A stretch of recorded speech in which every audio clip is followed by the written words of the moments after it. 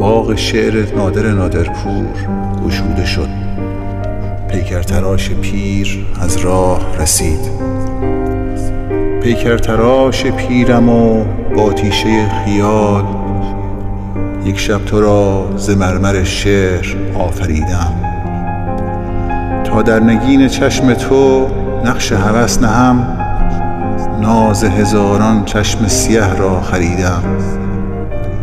بر قامتت که وسوسه شستشو در اوست، پاشیدم شراب کف آلود ماه را. تا از گزند چشم بدت ایمنی دهم، دزدیدم ز چشم حسودان نگاه را. تا پیچ و تاب قد تو را دلنشین